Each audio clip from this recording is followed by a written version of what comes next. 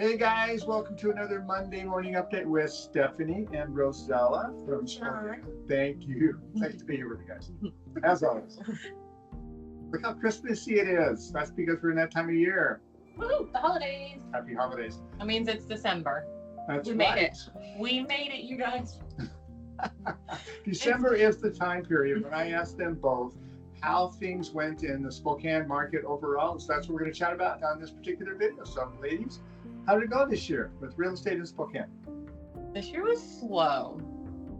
I mean, I have a baby, so therefore my numbers are very skewed compared to normal. Not ours in general. As a whole, I feel like the pace was a little bit slower and a little bit different as to what people were buying, moving, all of the things. I know it was a big year for elections. A lot of people were holding off on that. And then, what has been the driver of a lot of buyers this year? So, I would say that we ended like a 3-year streak of pretty decent, and then we kind of slowed down. And then I think everybody kind of, like you mentioned, we're waiting for the election and a whole bunch of other things, trying to see if they could make more affordability. A lot of people trying to reevaluate. And then, what really happened this year, I think, was a lot of unfortunate divorce and death, which meant I called them the 3Ds. I did call them 3Ds. There was death, divorce, and dreams that basically were the funnel drivers this year. And the death component was more so because a lot of people were inheriting. We had a lot of people that we worked with that had gotten inheritance that they were trying to figure out, what do we do with the money? Or people then had an estate that then they were trying to then sell, and all sorts of fun things like that. So we're pretty well versed with that department. And then unfortunately the other one, the divorce one, was just, that's part of life. Life happens. That's happening. That's happened. Yep. Mm-hmm. But we're all, what I like about this team, I will say that, is that we all handle every single one of those situations in a very professional manner. And it's something that we haven't really ever come across or seen before. So it makes it really easy for us to take a non-emotional approach to helping guiding our clients through those transactions that can be sometimes less than pleasant, unfortunately. Well, he's been around. He's seen it all. At this point, you ain't going to face him. It's true, and you are sensitive, as Steffani says, to your situation. Be aware of that, guys. Yeah.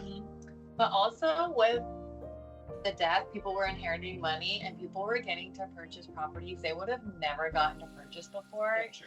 And so there were like a few transactions where people, yes, it was a sad time, but also a time of like opportunity. It's like excitement because they were able to purchase, and that goes into the dreams portion of it, and do things that they wouldn't normally be able to do. So that's the positive side of that. Yeah. There you go. Mm-hmm. Yep, taking tragedy sometimes and turning it into a renewal and dreams that are fulfilled. That's exactly right. Yep. So I think that finishing off the year, we're probably going to stay in that same kind of momentum that we have going. There's some momentum, it's just not the rapid speed that a lot of people were used to. And I think that what we're going to go into next year, as far as our prediction goes, is I think we'll probably see things start to pick up a little bit more, because that election is going to be that revealing. It didn't make a whole lot change. So, a lot of people that were waiting, I think we're going to start to see those people that were waiting not wait anymore. So It'll be healthy. Yeah, I think it'll be a healthy flow. Yeah, I think you're right, ladies. The election and the uncertainty there typically slows down the market. That's true of presidential elections, in particular every 4 years. And then rates didn't help. Everyone was thinking, including us in the mortgage industry, that rates were going to be down, lower than what they are, but they've been kind of pesky and hanging up there for a variety of reasons, as we talked about in previous videos. And people are still, I think some of them, waiting for rates to come down. There's anticipation that's going to happen next year. So let's move into the predictions. What do you think? 2025. Like we just said, I think it'll be healthy. I think the rates may come down a smidge. I don't think we're ever going to see them come down below 5 for quite some time. So at that point, I think people just kind of need to get their mind wrapped around the concept of, what is this going to cost me? And is this still a good investment? Because there's always a way to make a purchase, or a sale happen when numbers work. And there's still a lot to work with. People are getting creative still. Yeah. Well, and as we take this video in December of 2024, rates are in the mid 6s for owner-occupied 30-year fixed.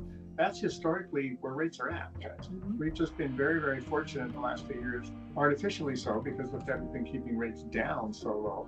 And we kind of got used to that, and now we're back to the norm. And this is probably not the new norm, but the old norm.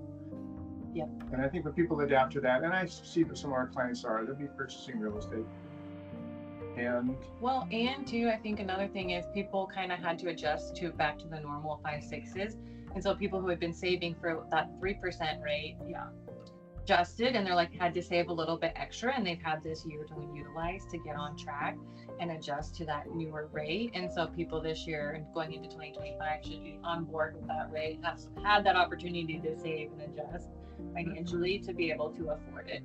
And last year was a main time that we've all really felt that inflation, because you kind of saw it in 23, but you really did not feel it until 24, and that's when it like kind of smacked you, especially when people got done with their taxes and like, get all that food and life. So Inflation. yeah, so everybody should be a little bit more accustomed to it, a little bit more acclimated, I think. yeah, and as we've said, while you're waiting for that rate to come down, the housing prices continue to increase at a 4 to 5%, even on that, which is the national average. 4% on a $400,000 house is $416,000 next year that you've lost in your balance sheet. So there you go. It's hard. You're not going to be able to keep up with, everything else that's inflating in prices. I don't think so. If you can buy now, figure out a way to do it. There you go. Good All right. recommendation. Yep. Well, thanks for the overcap of the year. Thanks for the predictions. We'll see if we're right next year, guys. Give us a call if you have any questions, anything. These are the latest can get you into a home, and we're happy to help you on that side with the mortgage, guys. Thanks much. Thanks, guys. Bye. Bye-bye.